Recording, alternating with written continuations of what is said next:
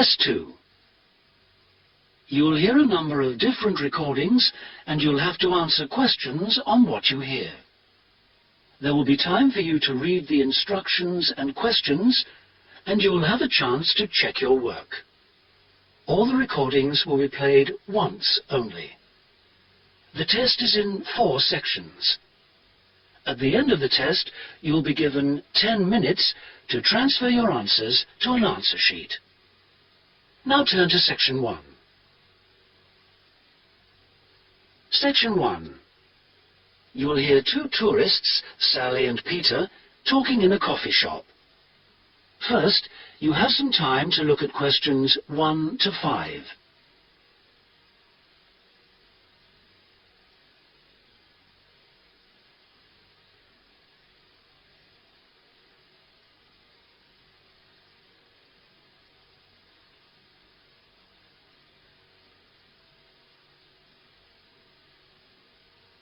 You'll see that there is an example that has been done for you. On this occasion only, the conversation relating to this will be played first. Oh, Peter, there you are. You've been ages. What kept you so long? I'm sorry I'm so late, Sally. Have you been waiting long? Oh, half an hour. But it doesn't matter. I've had a coffee, and I've been reading this guidebook for tourists. Sally has been waiting half an hour for Peter, so C has been circled. Now we shall begin. You should answer the questions as you listen, because you will not hear the recording a second time.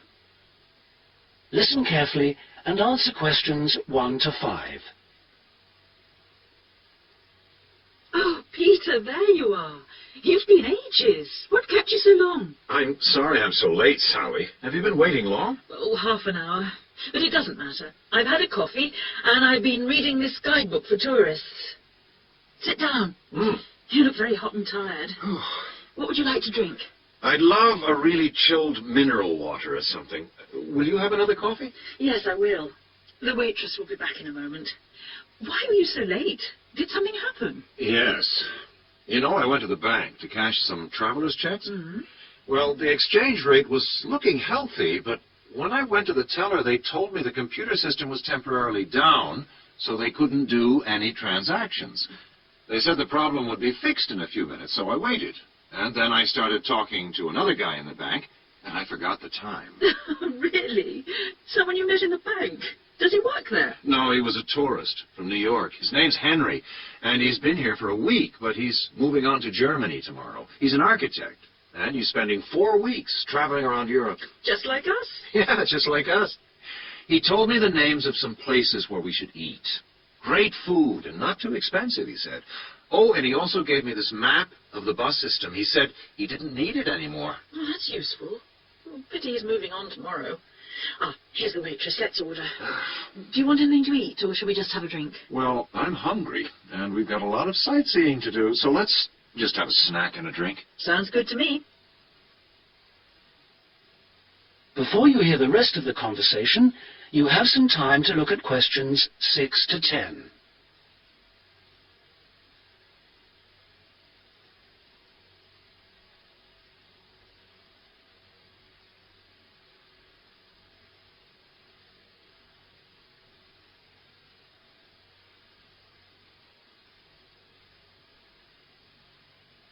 Now listen and answer questions 6 to 10.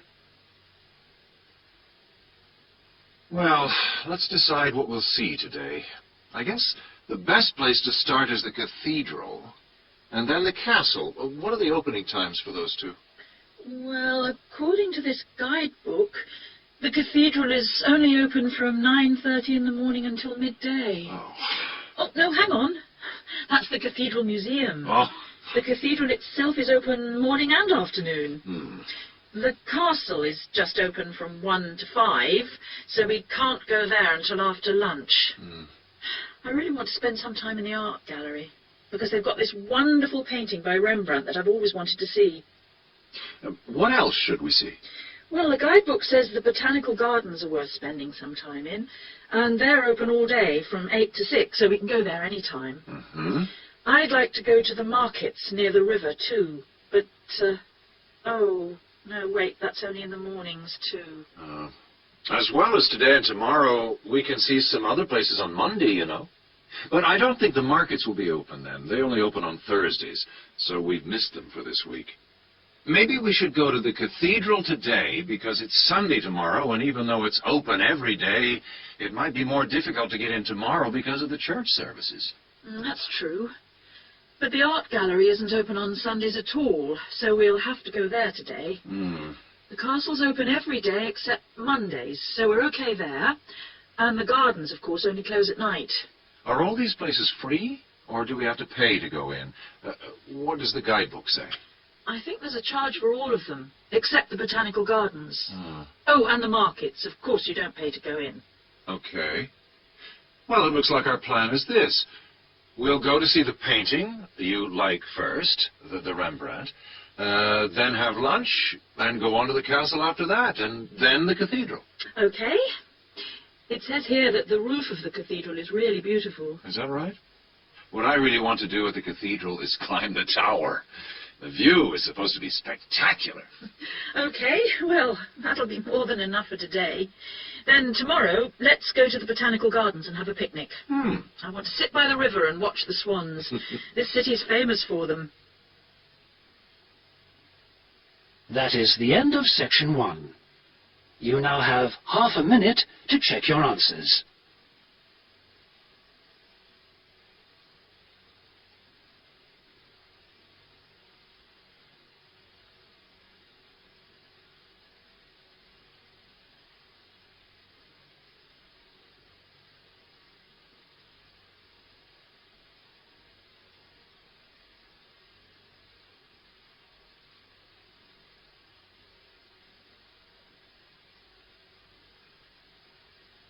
Now turn to section 2. Section 2. You will hear part of a talk given by an international student counsellor speaking to a group of overseas students during their orientation week. First, you have some time to look at questions 11 to 14.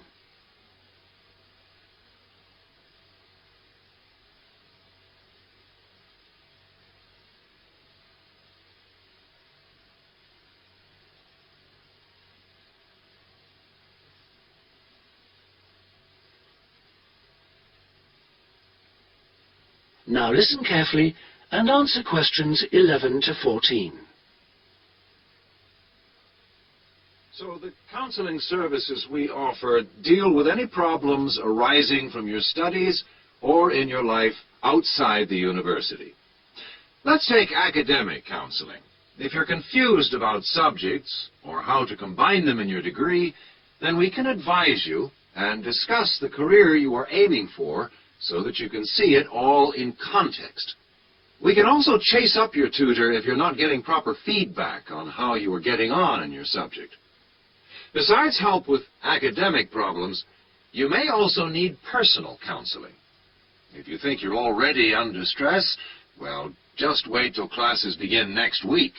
You'll have to start adjusting to teaching and learning methods that may be unfamiliar to you, as well as the mounting pressure as the deadline for that first assignment creeps up on you. And, of course, you have to cope with all this without your usual social network. You know, the social contacts, family and friends you could normally rely on for help. All of this causes anxiety. Studying overseas can trigger a personal crisis.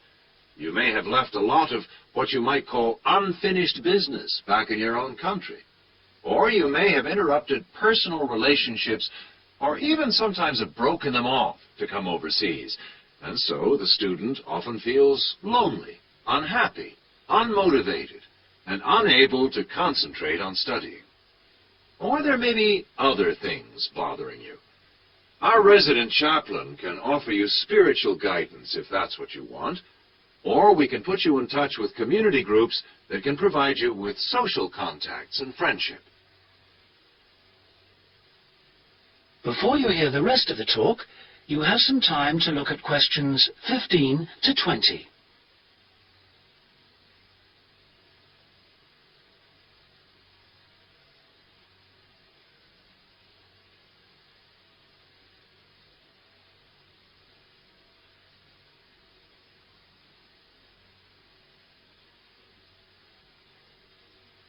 Now listen and answer questions 15 to 20.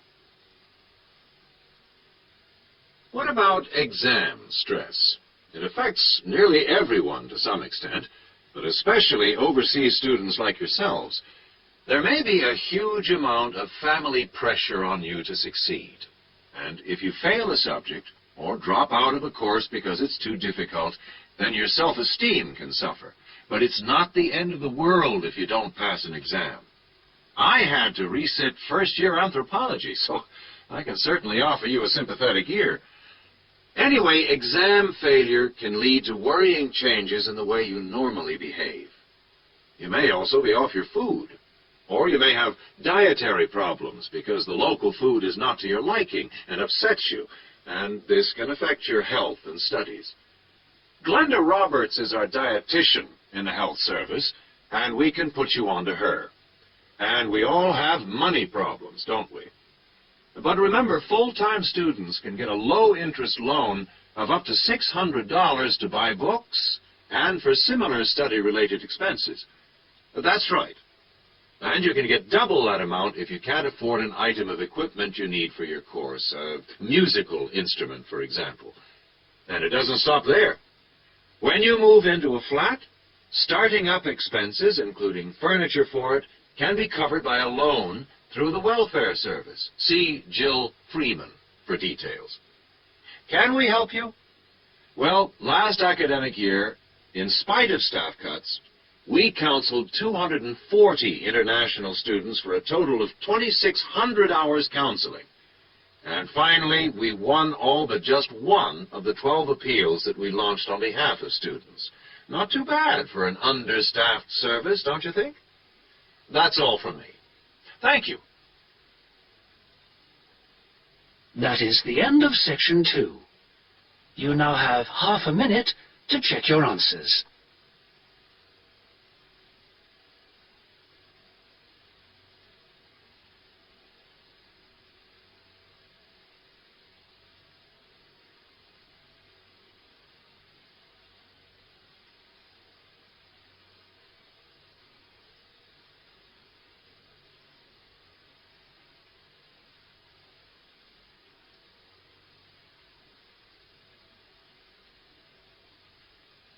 Now turn to section 3.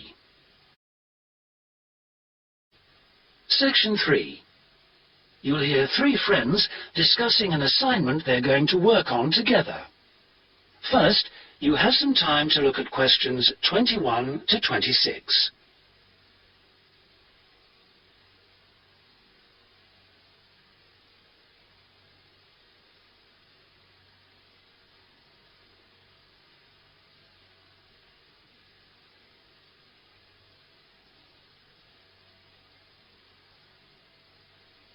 Now listen carefully and answer questions 21 to 26. Oh, there you are. Good. Sorry I'm a bit late. There was a long queue. So, have you worked out how to deal with this assignment then? Not yet. We've only been here a couple of minutes ourselves. Can you just remind me what the task is exactly? Well, there are 3 parts to it. First, we've got to write an essay about ways of collecting data. Then... What's the title of the essay exactly? I've got it here. Assess the 2 main methods of collecting data in social science research. And how much do we need to write? 1,500 words. That's for the essay. Then for the second part of the assignment, we have to choose one method of data collection and carry out a small-scale study, making appropriate use of the method chosen to gather data from at least 5 subjects. And then we have to write a report on the study? That's right. Of 3,000 to 4,000 words.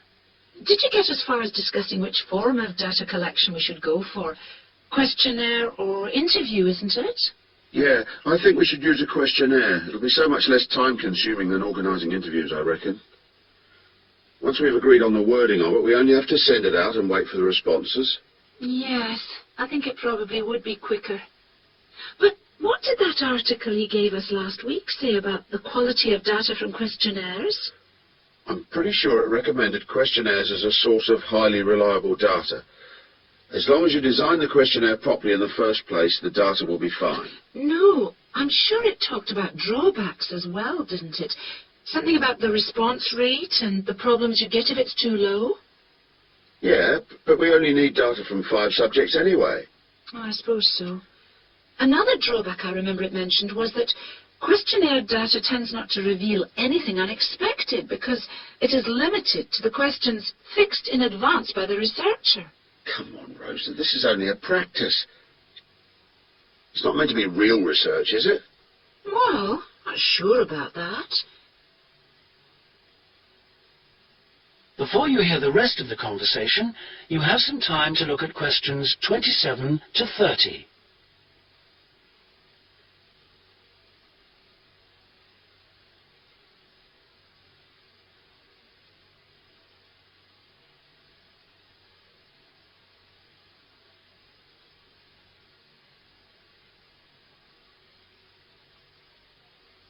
Now listen and answer questions 27 to 30. Maybe I better go through the article again, just to be sure. Can you remember what it was called? Sample Surveys in Social Science Research, I think. By Mehta. M-E-H-T-A? Yeah. And he also recommended a more recent book called Survey Research by Bell, I think. It's in that series published by London University.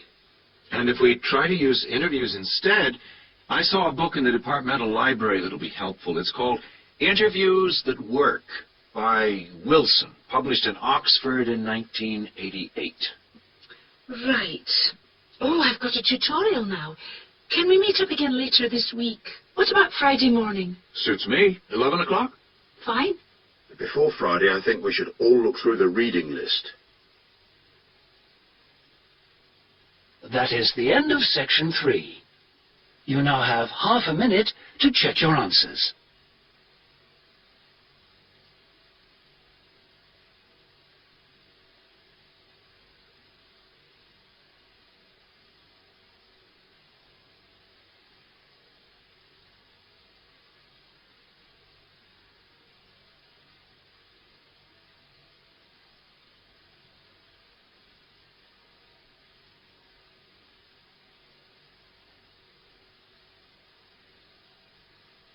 Now turn to section 4.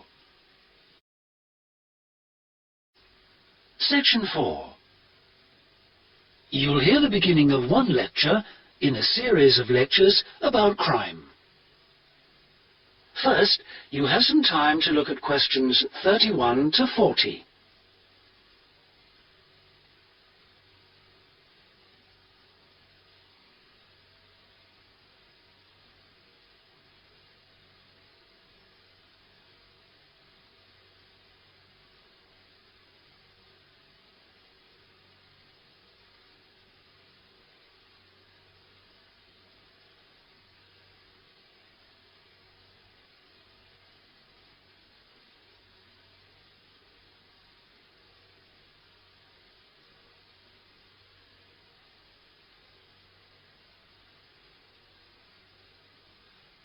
Now listen and answer questions 31 to 40.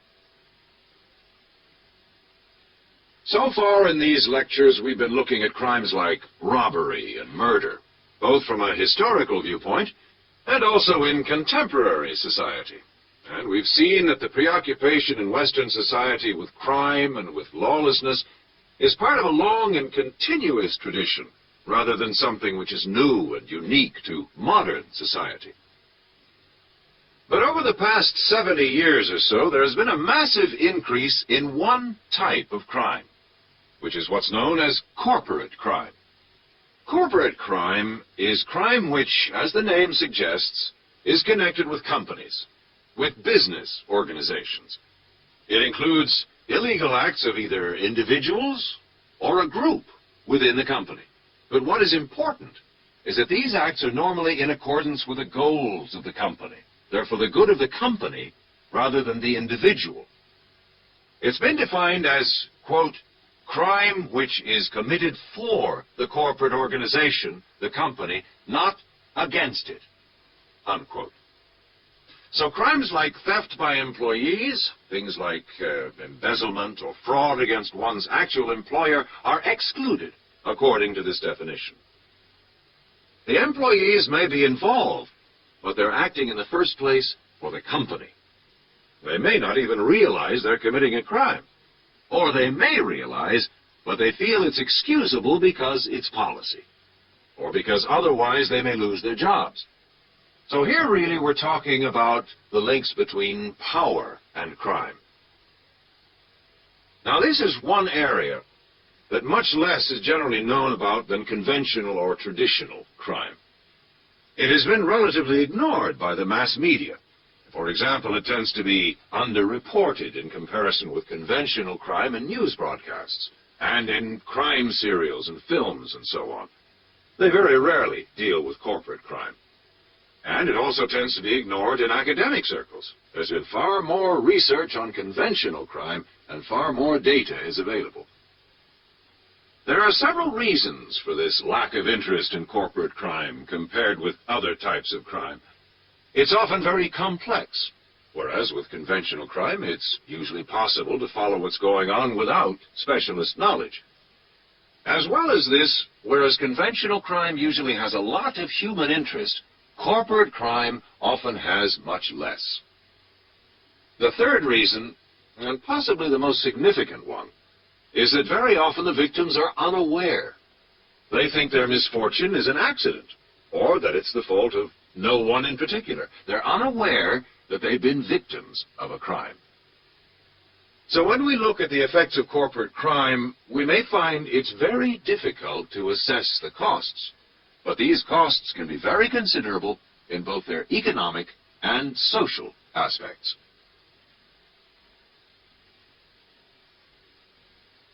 Let's look at the economic costs first.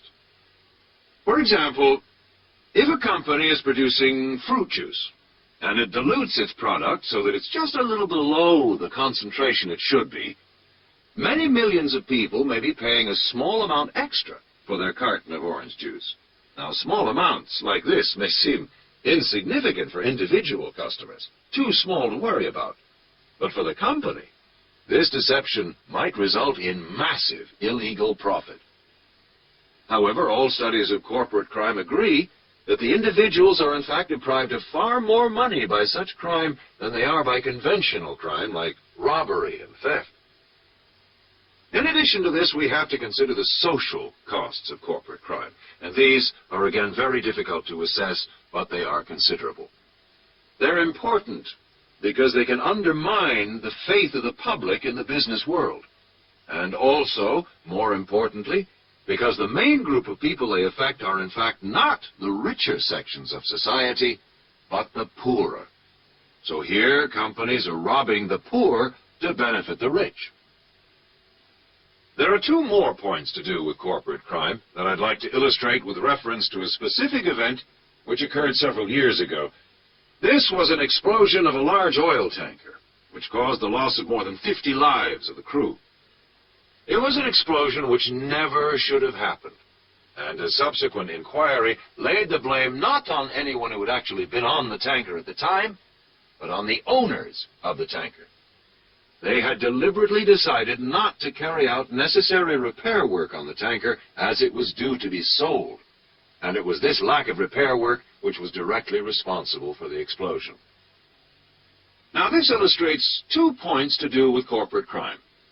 First of all, that it does not have to be intentional. The owners of the tanker certainly did not intend it to explode. But very serious consequences can result from people or organizations not considering the possible results of their actions seriously enough. The main crime here was indifference to the human results, rather than actual intention to harm anyone. But that didn't make the results any less tragic. And this leads me to my second point, that corporate crime can have very severe consequences. It's not just a matter of companies making bigger profits than they should do, but of events which may affect the lives of innocent people. And yet very often, companies, because they say they didn't intend to harm anyone, can avoid taking responsibility for the results of their actions. And that has been a very dangerous loophole in the law. Now, a further example of corporate crime was the... That is the end of section 4. You now have half a minute to check your answers.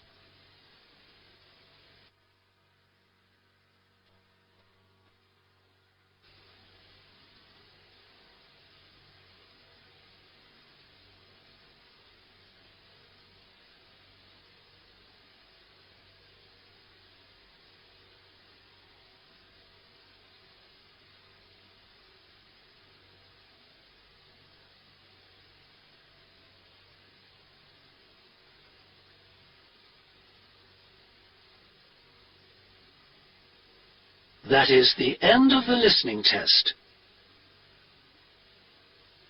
In the Ielts test, you would now have 10 minutes to transfer your answers to the listening answer sheet.